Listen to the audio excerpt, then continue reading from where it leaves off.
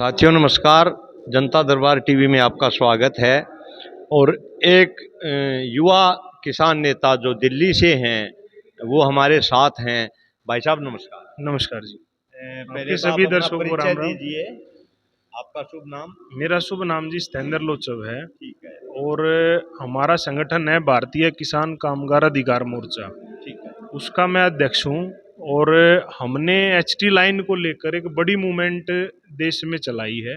दिल्ली हरियाणा में इसका बहुत बड़ा प्रभाव है। आज आज किसान को मतलब जहाँ जहाँ एचटी जो लाइनें बिछाने लग रही है सरकार है, वो प्राइवेट कंपनियों को दे रखा है शायद ठेका उनका जी। तो उससे उसको आप क्यों रोक रहे हो? मतलब क्या कारण है? किसान को उससे क्या नुकसान है? क्या मुआवजा नहीं दे रही सरकार या क्या है? देखो इसमें क्या है जी, आपकी बात ठीक है कि भाई किसान को नुकसान क्या है। और दुर्भाग्य की सबसे बड़ी बात है कि किसान को ये नहीं पता कि उसमें उसका नुकसान क्या है। सबसे पहले मैं आपको बता दूं कि इसमें नुकसान क्या है। आप जब आपके 1 एकड़ में एचटी लाइन आ गई, अगर मान लो हम 765 केवी की बात करें तो उसका 67 मीटर का राइट ऑफ वे बनता है। राइट ऑफ वे मतलब है कि भाई जहां से वो तार जाएंगे उसके बीच से 67 मीटर का मतलब होगा 110 फुट इस तरफ, 110 फुट इस तरफ। 4840 गज का किला होता है। दो तरफ से 198 होता है, दो तरफ से 220 होता है। तो आपका 220 की तरफ से पूरा एकड़ आ गया। जो तार लगने से जो जमीन की डी वैल्यू होती है, खत्म होती है वैल्यू, उसका कारण वो राइट ऑफ वे होता है कि जिसमें आप कोई सीएलयू नहीं ले सकते। आप उसके अंदर कोई फैक्ट्री, कोई गोडाउन, कोई भी काम आप जो है उसमें नहीं कर सकते। उसका कारण है मेन वो। अच्छा, उसमें अब क्या है कि भाई फार्मर के साथ क्या होता है, फार्मर को ये बोलते हैं कि आपको फसल उजाड़ा दे देंगे, जबकि उसका जो नुकसान है वो पूरे आरओडब्ल्यू का बनता है।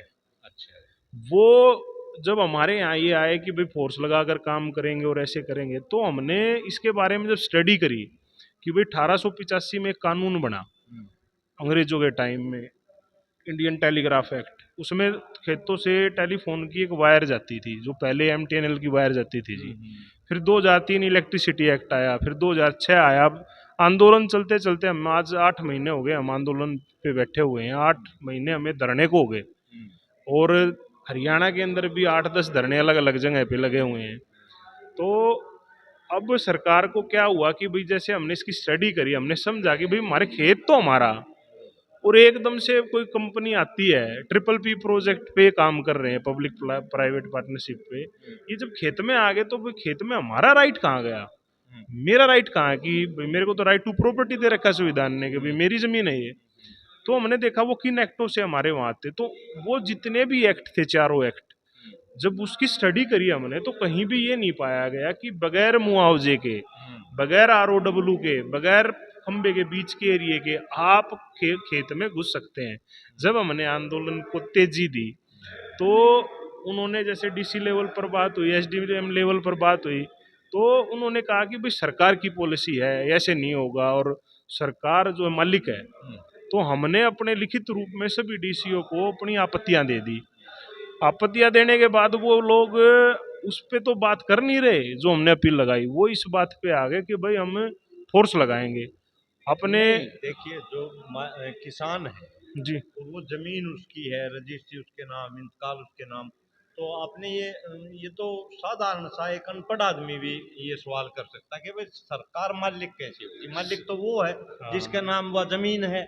देखिए, सरकार किसी चीज के लिए उसको टाइटल से बाहर कर सकती है फार्मर को, लेकिन उसको पहले विधि पूर्वक मुआवजा देना पड़ेगा, कंपनसेट करना पड़ेगा और उसकी सहमति लेनी पड़ेगी। देश हित के लिए अगर कोई चीज हाँ, निकालना चाह रही है वहां से तो वो हाँ, तो कर तो सकती है। तो वही उठाई पर हमने। उसका मुआवजा तो हाँ, पर लेकिन सरकार इस बात पे आई फिर कि भाई हम फोर्स लगा के जबरदस्ती काम करेंगे अपने। मैं आपको विजुअल्स दूंगा, जो नारा हमारा धरना था वहां पर हजारों की संख्या में पुलिस लगा दी। हमने उनको खाली हाथ लौटाया, एक बार नहीं, कोई 10-12 बार लौटाया। और एक बार तो ऐसा हो गया कि ओचंदी बॉर्डर भी लगा दी और नारा भी लगा दी। हमने कोल नारा की दे रखी थी, वो पहले नारा घाट आया फिर ओचंदी घाट आया। और जब सरकार को ये लगा कि भाई ये मानेंगे ही नहीं, फोर्स से जबरदस्ती काम नहीं होगा, फिर एक पॉलिसी लेके आएगी।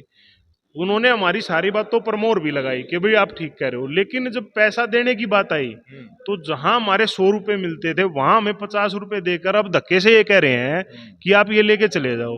हम बैठकर जब बात करने को तैयार है सरकार को एक एक पॉइंट पे, भाई ऐसे हमारा पैसा बनता है और इस तरीके से दूसरी स्टेट में दिया भी है, तो हम उसी से लेंगे, हम कम क्यों लेंगे। मतलब मुआवजा अब देना, दबाव डालने के बाद संघर्ष और आंदोलन से मुआवजा तो देना शुरू कर दिया, परंतु वो पूरा नहीं दे रहे। हाँ, ये है। अब क्या है सरकार का, अब सरकार ये कह रही है कि जो हम दे रहे हैं वो ले लो।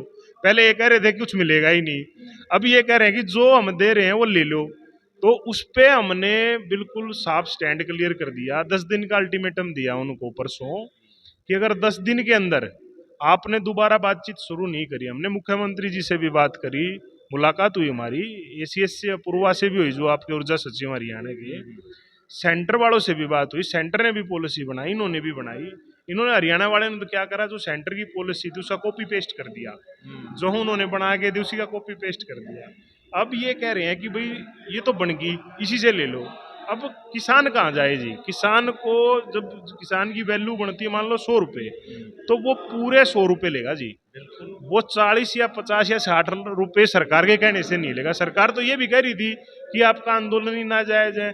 जब जो हम कह रहे थे वो सारी बातें भी तो मानी उन्होंने, धीरे जब लाइन पे आए। हाँ वो, लेकिन ये चीजें रह गई जो, इसके लिए अब हमने 10 दिन का अल्टीमेटम दे दिया, अगर बातचीत शुरू नहीं होगी तो 21 तारीख को हम जंतर मंतर पर बड़ा प्रदर्शन करेंगे। नहीं, ये तो नाजायज है ना भाई साहब। एक चीज मान लो, कोई सब्जी वाला है वो कह रहा है कि भाई आलू 20 रुपए किलो और मेन्यू में तो 10 रुपए दूंगा और आलू भी लूंगा, ये तो वही बात होगी ना। ये वही बात है। और जी मान लो जमीन जब जा रही है, हमने उसमें एक मांग और रखी फार्मर के लिए कि खेत में खतरा खड़ा हो गया, आपने आप पत्रकार हो, आपको पता होगा कि उसके नीचे आने के बाद उसकी चपेट में कोई आता है तो वो कोई नहीं कि भाई वो बेहोश हो गया या वो 10 दिन एडमिट हो गए घर वापिस आ गया, ना, वो खेत में ही जल जाता है, जैसे कागज जलता है ऐसे आदमी जल जाता है। खींच लेती है, और बताते हैं। किसान के खेत में खतरा खड़ा हो गया, किसान भी पीड़ित होगा उससे, मजदूर भी पीड़ित होता है, और हमारे देश का हर नागरिक उससे पीड़ित है। कोई राह चलता टेम्पो, ट्रक, कोई मोटरसाइकिल पे, ऐसी बहुत सारी घटनाएं हमें किसान 8 को 8 तो महीने अपनी जो फसल है वो ट्रेली में भरनी भी पड़े है, और वो तो शायद मेरे ख्याल उन तारों के नजदीक नहीं डाल सकते। हाँ, अगर उसमें आ गया ना तो वो कोई मापदंड नहीं कि यहाँ तक आएगा यहाँ तक नहीं आएगा, वो जब आना होगा वो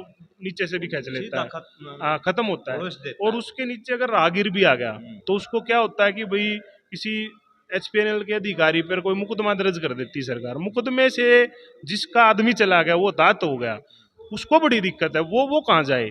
तो उसके लिए भी एक इस जब पॉलिसी आने लग रही है तो उसमें भी उसके लिए एक सहायता राशि हो, 50 लाख या 1 करोड़ रुपए तक की जाए, वो कि भाई उसकी तो कोई गलती नहीं थी, कोई राहगीर है, कोई मजदूर है खेत में, वो जाने लग उसका तो परिवार खत्म हो गया एक तरीके से, तो उसके लिए भी हो। और ये मुद्दा जो भी लैंड होल्डर है, ये नहीं कि किसान का है, मान लो मैंने जमीन लेके 10 एकड़ जमीन किसी को बोने के लिए दे दी, मैं व्यापारी हूँ, इस आंदोलन में हमें पता चला कोई सीएलयू करा के व्यापारी बैठा है, उसने अपनी सीएलयू करा ली, मैं फैक्ट्री बनाऊं, उसके ऊपर से लाइन आ गई, कुछ नहीं कर सकता तू यहाँ पर।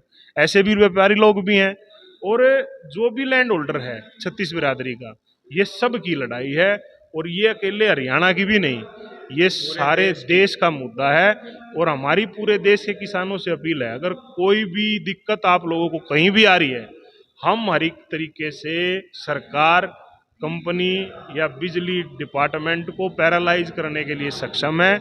और आप लोगों को, आप जब तक आप उनका पूरा हक नहीं मिलेगा, जब तक हम अपने घर वापस नहीं जाएंगे, हम इस मुहिम पे निकल पड़े। आप हमारे दर्शकों को अपना मोबाइल नंबर बता दीजिए इसमें, ताकि आप अपनी इस पे भी चला देना, मैं नंबर भी बता रहा हूँ, 7009000137।